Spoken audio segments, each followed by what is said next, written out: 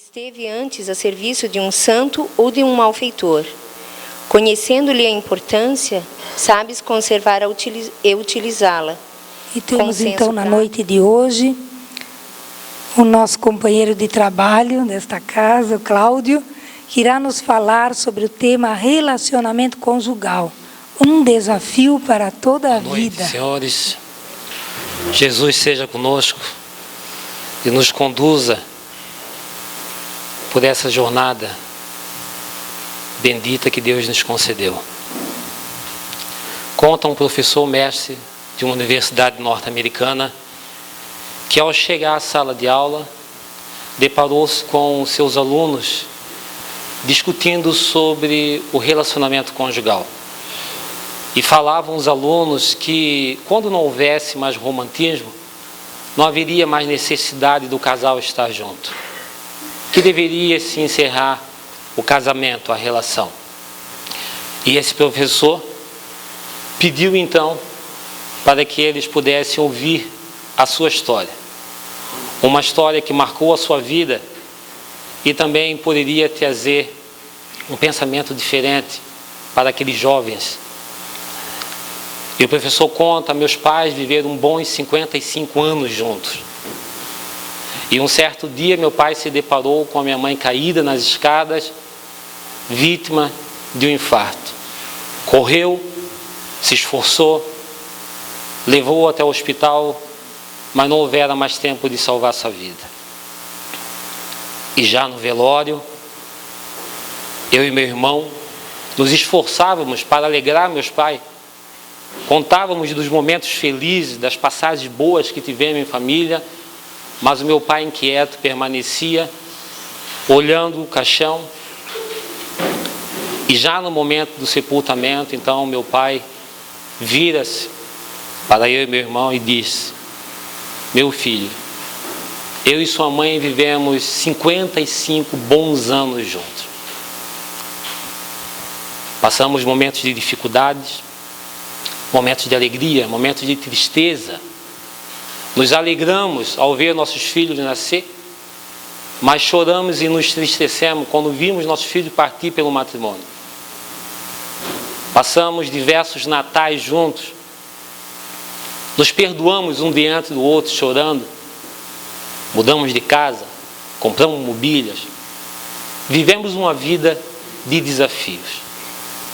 Mas hoje eu sou grato a Deus por Ele ter permitido que ela fosse antes de mim. Eu sou grato a Deus por ter permitido que ela não sentisse a dor que eu estou sentindo hoje da despedida. E vai o pai então narrando toda a trajetória que teve com a sua esposa agora desencarnada. E diz aos filhos: meus filhos, vamos embora, porque hoje nós tivemos um bom dia. Não há, dizia o pai, como conhecer o amor, o verdadeiro amor, se não houver convivência, se não houver abdicação, se não houver dedicação. Essa história da qual iniciamos a nossa fala nos dá uma noção, talvez um pouco mais ampliada, dos propósitos da relação conjugal, de como caminharmos e juntos descobrirmos o amor. Algo tão fácil de falar, palavra tão pequena, mas que muitas vezes se parece tão distante das nossas mãos, porque ainda temos dificuldade de amar. Amar como uma mãe que daria a vida pelo seu filho, um amor incondicional. Amar como Jesus, que se deu ao holocausto por amor a nós, que conviveu com muitas pessoas à sua época, pessoas que queriam o seu mal, mas que através da convivência demonstrou o amor. O amor é um desafio Assim como a convivência a dois é um desafio. Assim como para aquele pai, aquele homem, ver a sua amada já se despedindo do mundo corpóreo, também foi um grande desafio. E a vida é repleta de desafios. Todos nós temos desafios, dos maiores aos menores. Desde a geração do bebê no ventre da mãe, passa esse espírito todo por todo um processo desafiador. Não só ele, mas a mãe, o marido, a família, até que ele venha então já encarnado ao mundo. Nós passamos desafio, a sociedade nos cobra, seja conhecimento, seja instrução, seja moralidade, seja ética. E todos nós muitas vezes pensamos em desistir, talvez em algum dos desafios, mas não desistimos. Por isso que estamos aqui. Então o relacionamento conjugal, sim, é um desafio. A família faz parte do processo da vida. E os desafios também fazem parte do processo da vida. A grande maioria dos desafios que encontramos aqui, nós mesmos nos dispusemos já no mundo espiritual, quando permitido é planejarmos família, filhos, profissão, os recursos para domar os nossos maus impulsos. Muitos dos desafios já são planejados. Mas quando viemos aqui com o véu do esquecimento, às vezes acabamos nos esquecendo. E por isso que estamos aqui. Para não só entender, mas para sentir a importância que tem a família para cada um de nós, mas principalmente para o processo da vida. Porque Deus, na sua infinita bondade, Ele se utiliza de cada um de nós, permitindo que venhamos aqui, espíritos, na condição de seres encarnados, formando uma família. Não para agradar um ou outro, mas para que possamos contribuir com a nossa parte no processo da vida. Porque através da relação do homem e da mulher, movido pelo amor, são capazes eles de gerar vida. Se formos analisar, quando encarnados, os grandes processos que estamos inserindo, se formos pegar a nossa vida e separar em blocos, os que têm uma ligação maior conosco, ou que têm um reflexo maior com a nossa vivência, nós poderíamos dizer, a sociedade é um grande sistema que temos que nos relacionar. O próprio corpo, a condição do corpo, da saúde, do cuidado, do zelo. O espírito, da qual viemos aqui para nos nutrir de conhecimento, discernimento, para conduzir melhor as nossas vidas.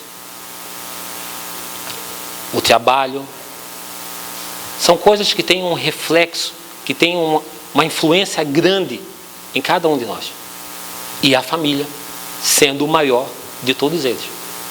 Porque já nascemos dentro de uma família. Nem sempre dentro de um lar, mas dentro de uma família. Vivemos toda uma trajetória dentro da família, próximo da família.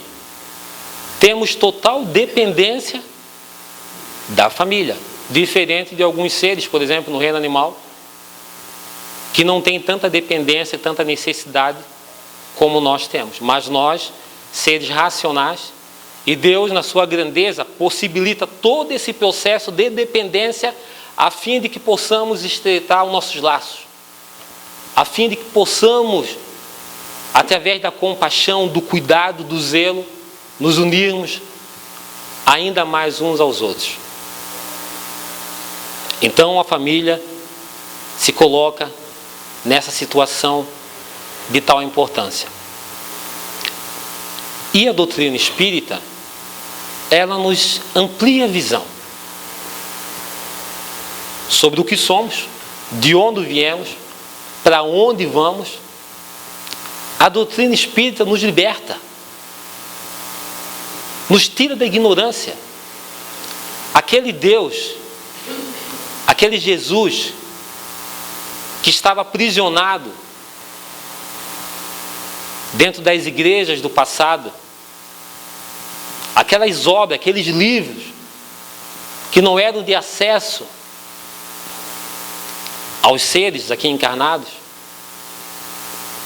foram libertados.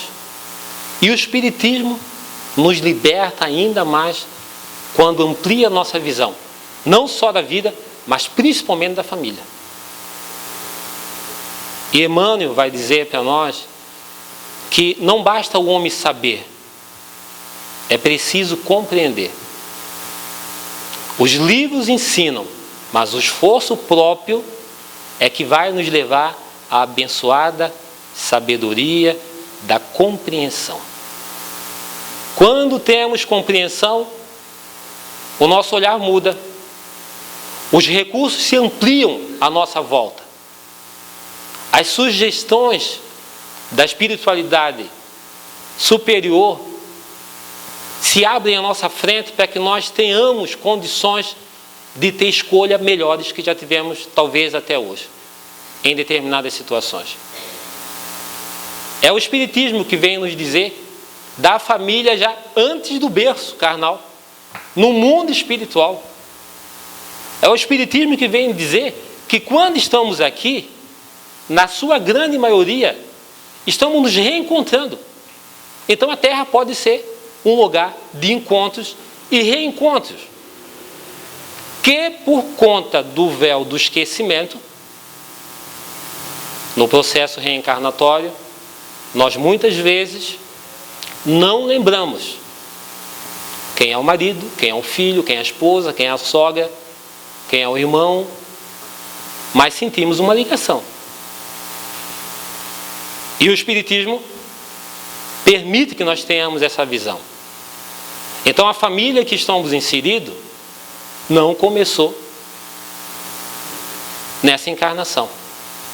Estamos num processo de evolução, num propósito muito maior e mais nobre do que cada um de nós pensa muitas vezes. Ao mesmo tempo que Deus permite que, em nos reunirmos com os seres, formando o núcleo familiar, ao mesmo tempo que Deus permite um laboratório para o exercício nosso, das nossas emoções e do nosso sentimento, nós estamos contribuindo para o processo maior, que é a vida. Isso é maravilhoso. Eu amplio a minha visão e eu começo a enxergar que o casamento não foi algo criado só para atender minhas necessidades. Que a família não nasceu por acaso.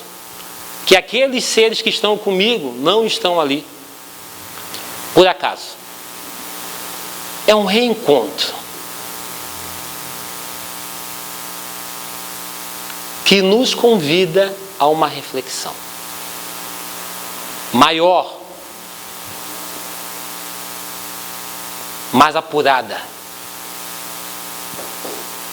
É um reencontro de almas que muitas vezes no mundo espiritual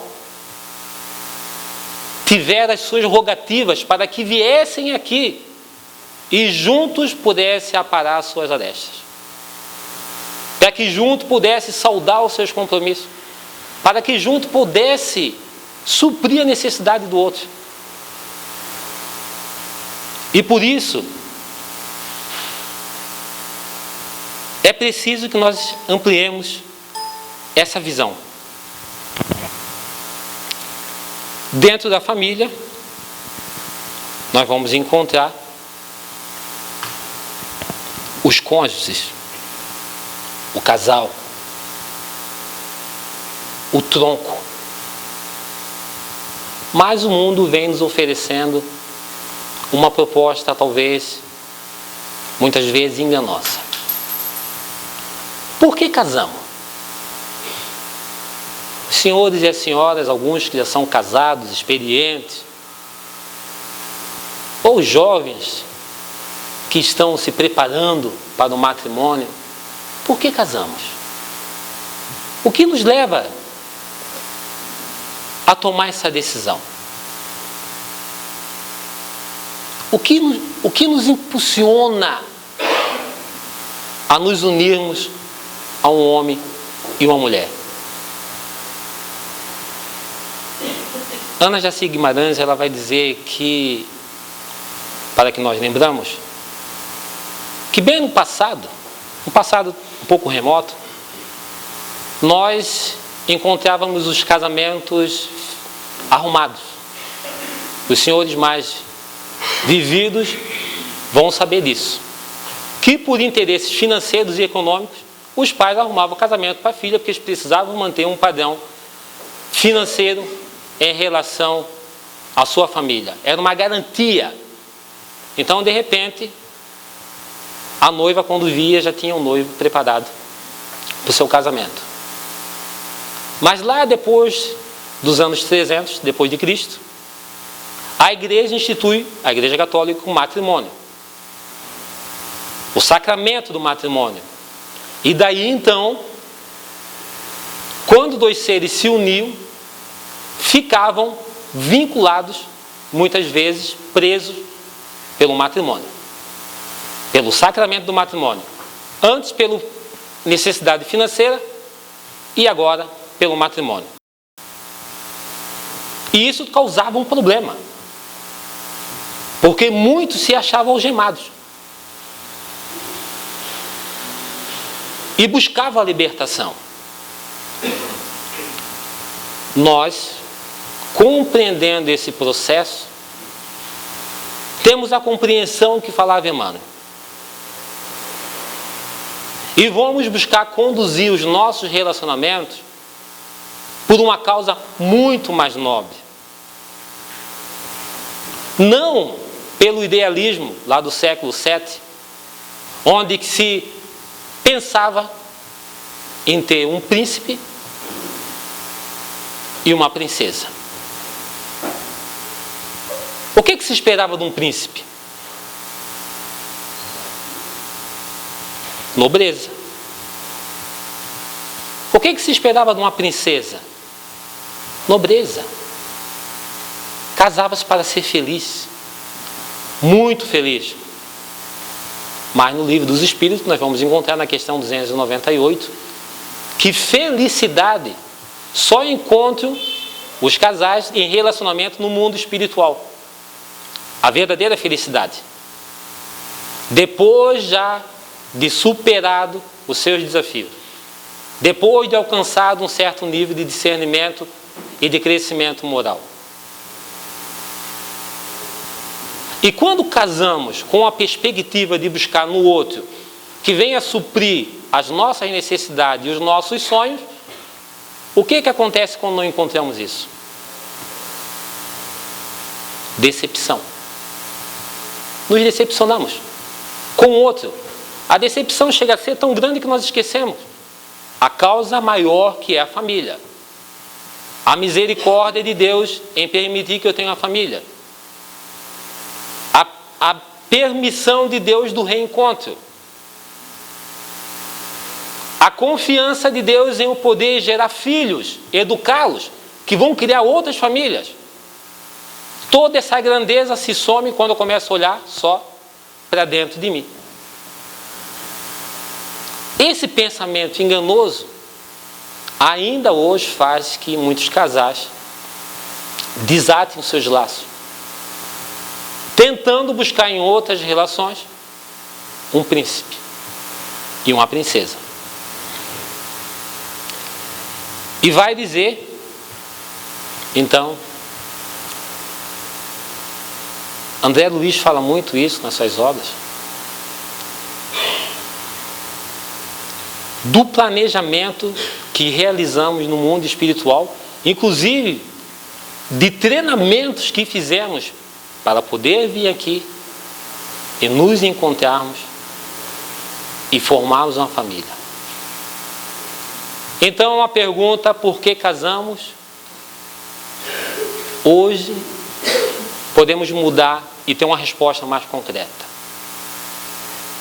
Nos casamos para cumprir a nossa parte no processo da criação da vida.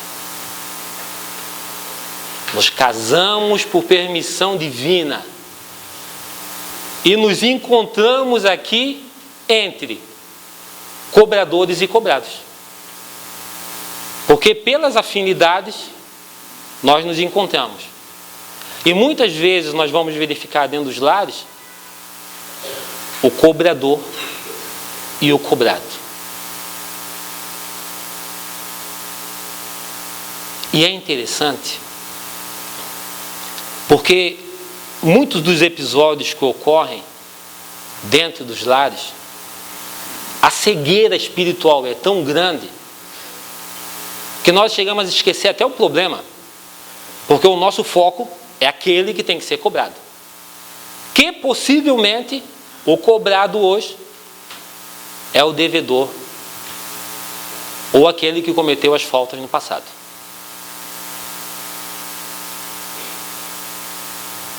Mas Jesus, que foi o juiz mais justo, ele deixou um ensinamento maravilhoso, de tantos, mas principalmente no episódio da mulher que ia ser apedrejada, do perdão incondicional, e não olhou o Senhor o pecador, e sim o pecado. Quando nos fixamos na condição de cobrador, corre o risco de nós passarmos uma encarnação toda com o foco no cobrado, querendo que ele mude, que ele melhore, que ele se transforme, que ele seja diferente. Mas espera aí, será que ele tem isso para dar? E será porque está sendo pedido a mim conviver com esse homem ou com essa mulher? Nós precisamos tomar ciência e tomar cuidado,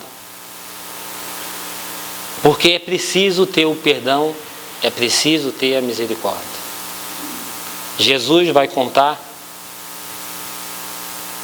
na parábola do servo incompassivo a história de um servo que deve 10.000 talentos a um rei. 10.000 talentos, só para termos uma ideia, cada talento equivale a 6 tenários. Então seria 60 milhões de tenários. E esse homem vai pedir ao rei que o perdoe, ou que espere um tempo para que ele pague. E o rei diz a ele que ele teria que pagar. Teria que vender mulher, filhos, bens para o pagar. E esse homem, o seu servo, se atira aos pés do rei, e o rei, movido de compaixão, perdoa a sua dívida, perdoa os 10.000 talentos. Esse servo sai alegre, mas ao encontrar no outro lado da rua o seu conservo, que o devia 100 tenários, apenas 100 tenários, não perdoa. E o seu conservo pede, suplica, que tenha compaixão, que aguarde mais um tempo. E aquele que foi perdoado 10.000 talentos, não perdoa 100 tenários. E manda o homem então para a prisão. Quando os conservos do rei descobrem, contam para o rei chama aquele homem que havia perdoado os 10.000 talentos e pergunta: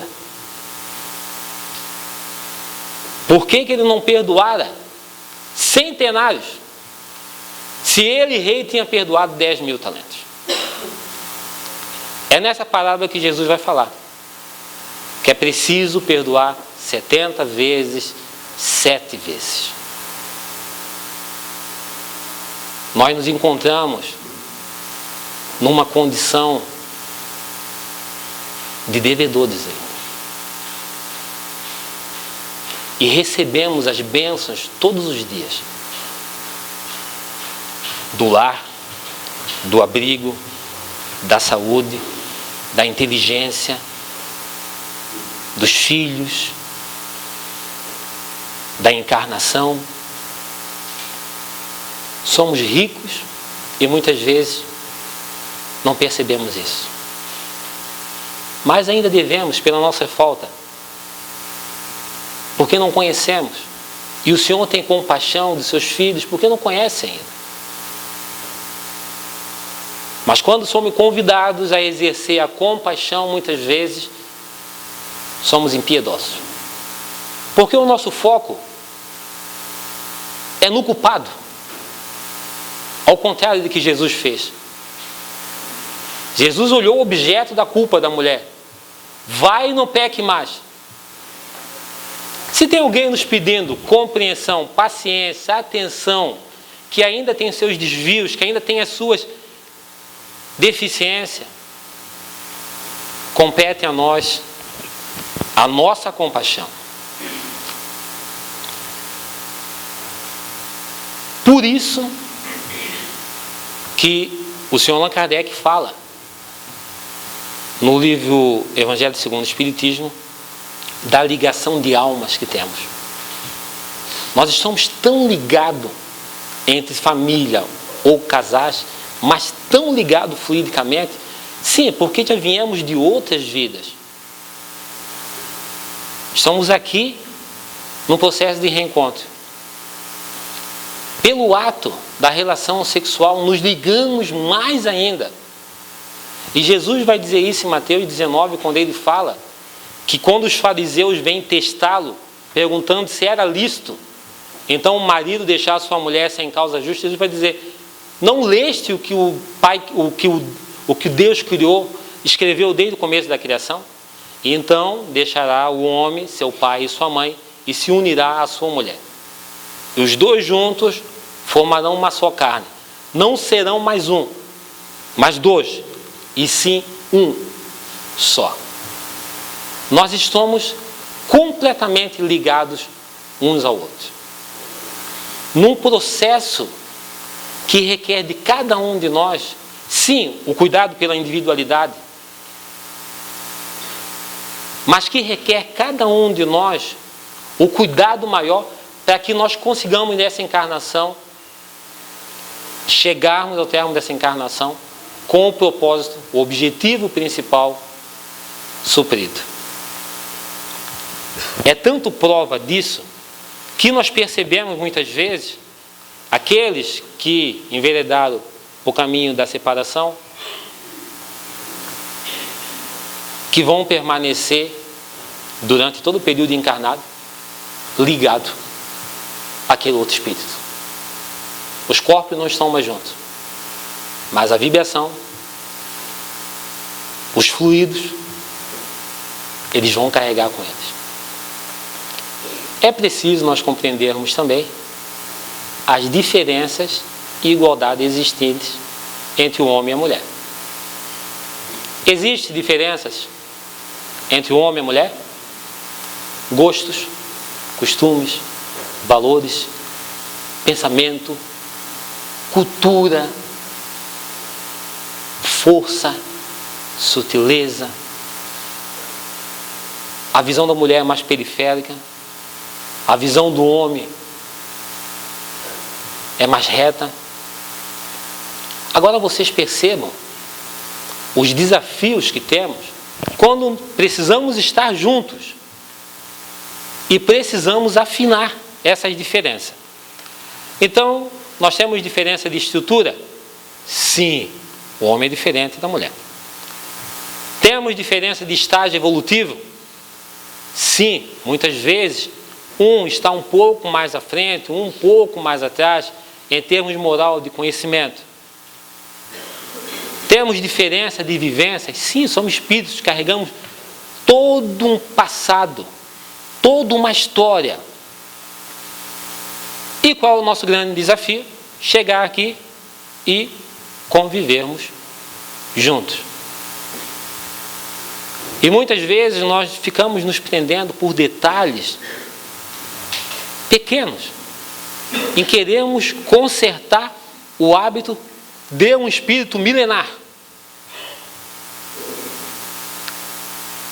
E esse não é só o problema. O problema é o dano que nós trazemos para a relação. Daí lembramos da causa maior, do processo da vida. Dizem que o homem, que tem algumas limitações, resume o seu cérebro em duas caixinhas. Uma caixinha do tudo e a outra caixinha do nada.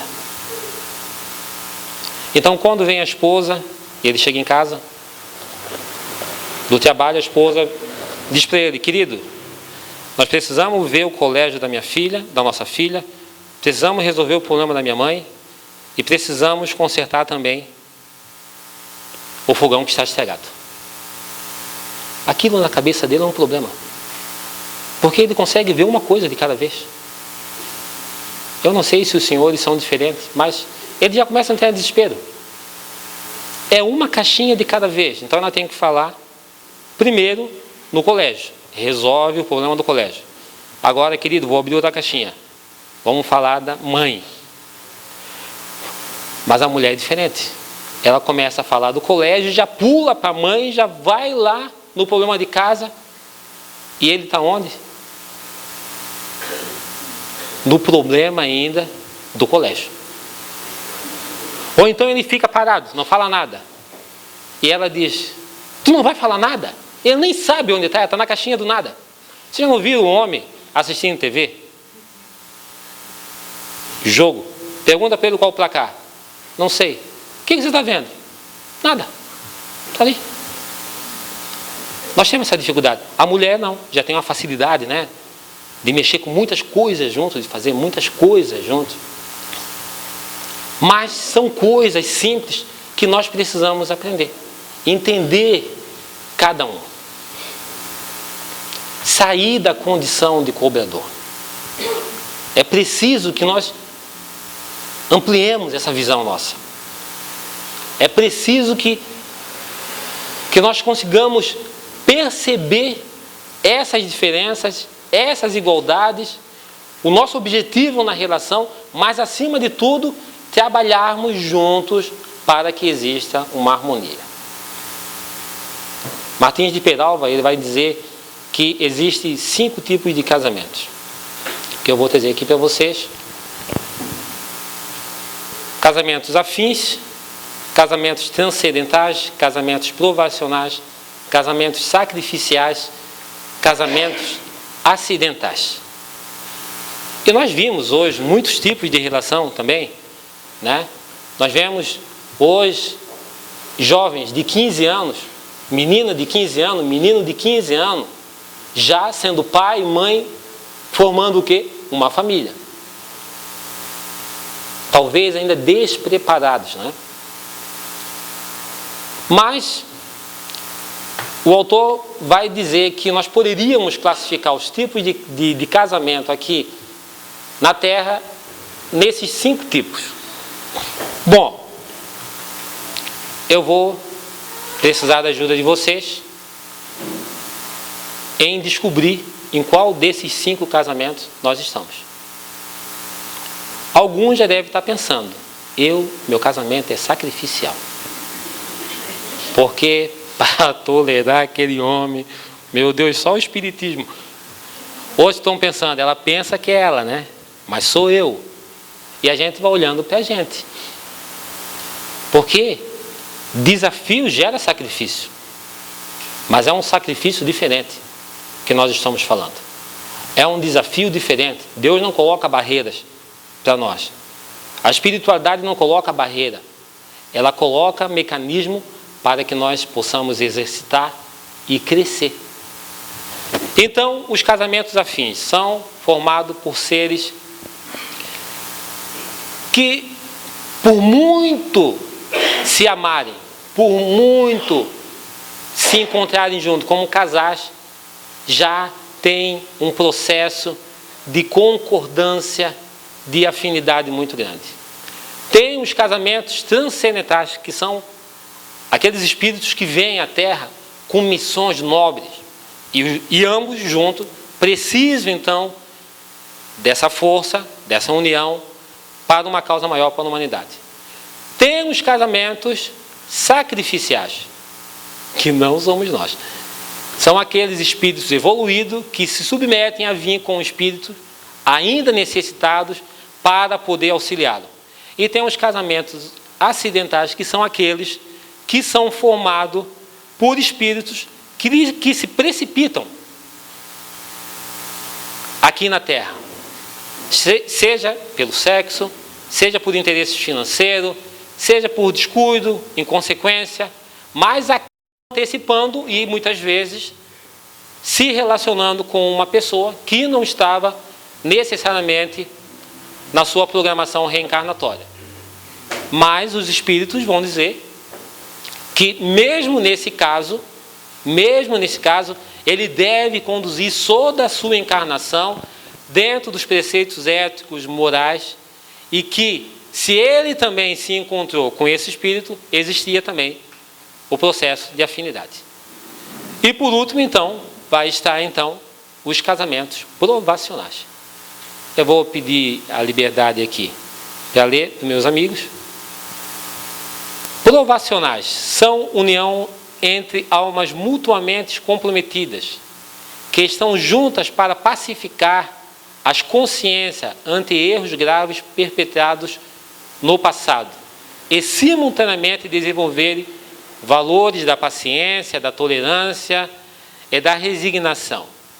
É o tipo de casamento mais comum existente no planeta Terra. Nós estamos aqui trabalhando numa perspectiva de objetivo, de desafios, mas nós compreendemos a dificuldade que alguns de nossos companheiros podem ter em suas relações. Mas, acima de tudo, é importante que tenhamos essa visão da qual estamos tratando aqui. Existem 3 fases no casamento: encantamento, desilusão e maturidade. Qual seria essa primeira aqui?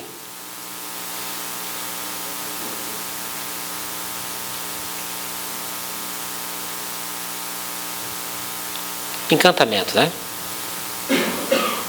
Somos jovens, cheios de projetos, ainda não estamos tão saturados pelas desilusões. É como se fosse um Winchester, um HD de um computador. A memória foi pouco usada. Mas, quando vai passando o tempo, nós entramos para outra fase, que é a desilusão. Nessa fase, ocorre a decepção, a irritação, a amargura, cobrança, ofensa, desconforto. Tem uma pesquisa do IBGE que coloca que em grande parte das separações, dos divórcios, ocorrem depois dos 40 anos. Justamente quando os casais chegam na fase da desilusão. Todo aquele processo que nós falamos, do príncipe, da princesa, de não ter uma base, de não ter uma causa nobre, vai levando para que a relação chegue a esse estágio. Já não existe mais conversa, não existe mais aquela energia do começo. Aliás, casais, depois de um certo tempo, chegam até a desaprender a conversar. E o foco da conversa acaba sendo problemas, dificuldades. É preciso que nós resgatar esses momentos. É preciso cuidar. Qualquer coisa que não se cuide, qualquer coisa que não se zele, acaba deteriorando. Pode ser uma casa, pode ser um veículo. Se não houver cuidado, se não houver zelo, com o tempo o que vai acontecendo? Vai envelhecendo. E a terceira fase, que é a fase da maturidade. Consciência da realidade, necessidade mútua, disponibilidade para ajudar, encorajamento, conforto, gratidão, crescimento mútuo. É o casal da história do professor. Os valores mudam, porque vamos vivendo, a vida vai ensinando, vai aprendendo. E quando chega um determinado momento, o que nós queremos da relação é outra coisa. Nós queremos ter criado nossos filhos, ter deixado bons exemplos, queremos ter deixado um legado aos nossos netos. Começamos a entender que a trajetória da vida tinha outro objetivo. Então é preciso que nós cuidemos disso, porque é comum nós entrarmos nessas fases. São os desafios que são impostos para nós. Todos nós. A vida tem fases. Aquela fase boa do colégio, da infância, dos amigos. Tudo isso que passa. E nem por isso nós deixamos de viver, nem por isso nós deixamos de contribuir, de trabalhar para os novos desafios que vêm à nossa frente.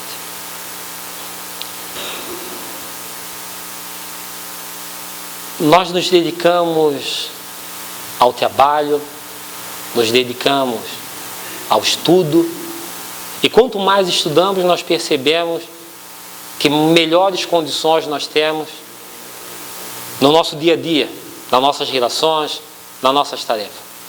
E é preciso investir na família. É preciso investir no casal. Nós estamos tendo aqui na casa um curso chamado Constelação Familiar, ocorre aos domingos. Vamos ter também um curso, a essência do relacionamento conjugal, onde nós vamos poder estudar muito. Mas é preciso que nós nos dediquemos a isso. É preciso que nós estabeleçamos dentro do nosso lar uma política de comportamento, de conduta. Em todo lugar tem regras. No trabalho, na sociedade. E é preciso nós estabelecer isso dentro do nosso lar também. Como nós resolvemos conflitos no lar? Como nós buscamos harmonia para o nosso lar? Como nós dialogamos? Como nós conversamos? Na minha casa, por exemplo, nós estabelecemos, eu e a minha esposa, que não tem grito, não tem berro, não tem xingão e não tem falar alto. E a minha filha participa disso.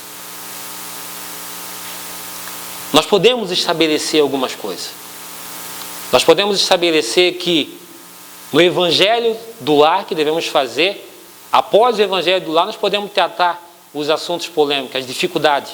Nós podemos dizer para o próximo, olha, aconteceu aquilo hoje e eu me senti tão mal. Eu não estou culpando, não estou julgando e nem estou pedindo que ele seja diferente, mas eu estou dizendo o quanto eu me senti. É preciso nós abrir os canais para que exista diálogo, para que exista consenso, para que nós possamos trabalhar essas diferenças. Porque se não fizermos isso, a tendência é que a nossa relação, o nosso lar, vai para o caminho da desilusão.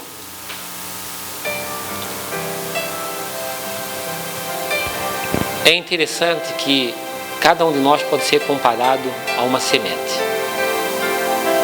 E toda semente, por menor que seja, a hora que ela encontra terra, e água,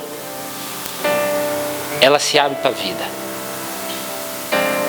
Cada um de nós pode fazer com que a sua semente aqui na terra gere frutos, mas muitos frutos, que traga amor, abnegação, compreensão, que traga para dentro do lar o entendimento, a aliança, não do simples anel, mas a aliança com Deus, do compromisso firmado, o testemunho aos nossos filhos, aos nossos netos, às nossas gerações, à nossa descendência, o exemplo, a sabedoria, a paz, a caridade. É preciso que nós traçamos para o nosso lar Jesus. Ele é maior do que todos os problemas. Ele pode superar todas as dificuldades. Ele pode suprir o que cada um de nós não tem. Ele pode resolver ou nos dar o caminho para qualquer conflito. Aquela mulher, quando atirada no chão, achou que não teria mais vida. E foi ela uma grandiosa em seu discipulado e testemunho do cristianismo. Isso nós podemos fazer por nós, pela esposa, pelos filhos, mas principalmente porque o Senhor espera que cada um de nós possa chegar até Ele. No meu lar, o maior é Jesus. E quem tem Jesus não precisa ter mais nada. Quer fazer algo para promover a paz mundial? Vá para casa e ama a sua família. Você consegue hoje um recomeço. Você consegue hoje fazer tudo diferente do que fez até agora. É só perdoar. Assim como aquele rei perdoou o servo. Eu espero revê-los vocês no nosso trabalho, no curso da família, no curso de relacionamento familiar.